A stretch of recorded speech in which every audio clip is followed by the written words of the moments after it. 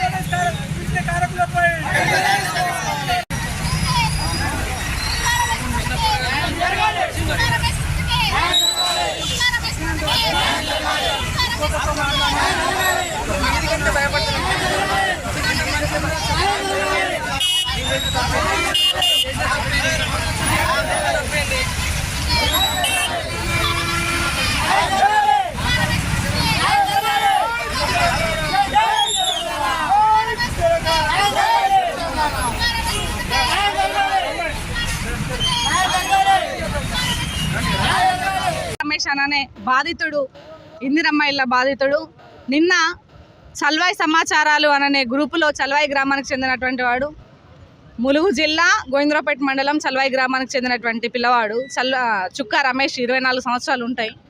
ఆ పిల్లవాడు అనాథ, అమ్మ నాన్న లేరు.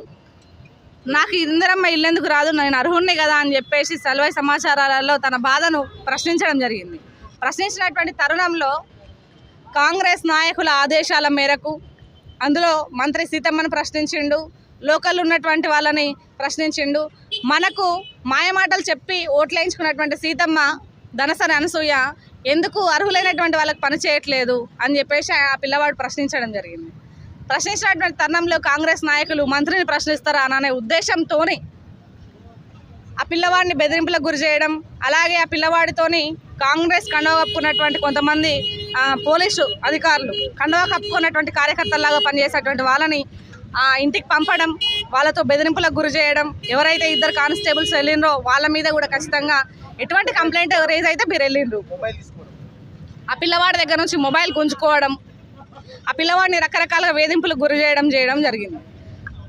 రాత్రి ఏం జరిగిందా, ఆ పిల్లవాడు స్టేషన్కి వెళ్ళడం, అక్కడ నుంచి మొబైల్ తీసుకోవడం, పిల్లవాడు ఇంటికి రావడం, మళ్ళీ కాంగ్రెస్ నాయకులు వచ్చి బెదిరించడం. తెల్లవారేసరికి పిల్లవాడు ఊరికి వేలాడుతున్నాడు.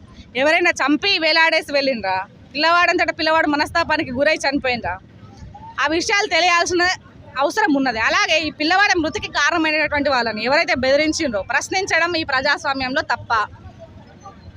మంత్రిని ప్రశ్నిస్తే చచ్చేటట్టు చేస్తారా? ఇది ప్రజాస్వామ్యమా, నియంతృత్వమా?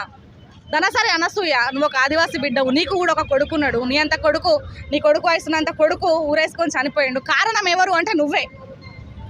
ఇందిరమ్మ ఇళ్లలో గనక అక్రమాలు, అవినీతి జరగకుండా ఉంటే ఆ పిల్లవాడు ఎందుకు ప్రశ్నిస్తాడు? అక్రమాలు, అవినీతి జరిగింది కాబట్టి ఆ పిల్లవాడు ప్రశ్నించిండు. ప్రశ్నించే గొంతుకని ఈరోజు నువ్వు చంపివేసినావు కావచ్చు, కానీ రేపు అలాంటి విత్తనాలు ఎన్నో ఇంకా ప్రశ్నిస్తూనే ఉంటాయి. ఆ పిల్లవాడి తరపున మేము పోరాడుతూనే ఉంటాం. అరే యువకుడు, నువ్వు మీసాల యువకుడు, అలాంటి పిల్లవాడిని ఆ రకంగా బెదిరించడం ఎంతవరకు కరెక్ట్? ఎవరైతే ఆ పిల్లవాడిని బెదిరించిందో కాంగ్రెస్ నాయకులు వాళ్ళందరికీ కఠినమైన చర్యలు తీసుకోవాలి. సీతమ్మను కూడా బర్తరఫ్ చేయాలి ఈ ప్రభుత్వం వెంటనే. ఎందుకు అనంటే ఇప్పటికీ ఇక్కడ ములుగు జిల్లాలో ప్రశ్నించిన విలేకరుల మీద దాడి, చావు బాదుతున్నారు, చావు కొడుతున్నారు.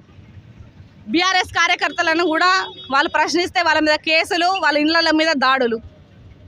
ఎవరైనా ఊర్లలో ప్రశ్నిస్తే వాళ్ళను కండవ కప్పుకోకుండా పనిచేసేటువంటి పోలీస్ శాఖ అధికారులు ఉంటారు, వాళ్ళు తీసుకెళ్లడం, వాళ్ళని కొట్టడం, రకరకాలుగా హింసించడం. ఈ విధంగా ఏమని కంప్లైంట్ వచ్చింది ఆ పిల్లవాడి మీద? మీరు ఎలా వెళ్ళారు? వెళ్ళినటువంటి పోలీసులు ఎవరు?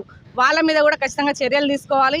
ఒకవేళ మీరు కనుక చర్యలు తీసుకోకపోతే, ప్రభుత్వం కనుక ఆ పిల్లవాడి చావుకు తగినటువంటి న్యాయం చేయకపోతే ఖచ్చితంగా మేము ఎవరైతే ఉన్నామో బీఆర్ఎస్ కార్యకర్తలం రాష్ట్ర వ్యాప్తంగా ధర్నాలు చేస్తాం. అదేవిధంగా ములుగు సీతమ్మ క్యాంప్ ఆఫీస్ ముట్టడి చేస్తాం, ఎస్పీ ఆఫీస్ కూడా ముట్టడి చేస్తామని చెప్పేసి ఈ సందర్భంగా మేము తెలియజేస్తా ఉన్నాం.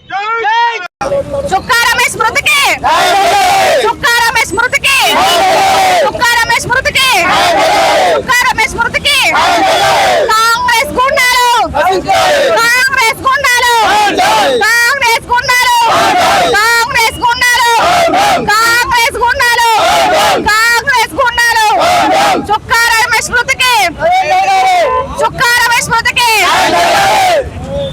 దళసరి అనసూయ దళసరి అనసూయ దళసరి అనసూయ చుక్కా రమేష్ మృతికి చుక్కా రమేష్ మృతికి చుక్కా రమేష్ మృతికి చుక్కా రమేష్ మృతికి చుక్కా రమేష్ మృతికి చుక్కా రమేష్ మృతికి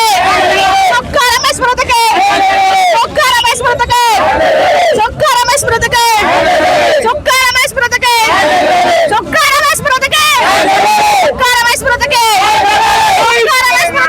చుక్కా రమేష్ మృతికి చుక్కా రమేష్ మృతికి చుక్కా రమేష్ మృతికి చుక్కా రమేష్ మృతికి చుక్కా రమేష్ మృతికి చుక్కా రమేష్ మృతికి కాంగ్రెస్ నియంతృత్వం కాంగ్రెస్ నియంతృత్వం ఆగమనం ఒక నిమిషం ఆగమనే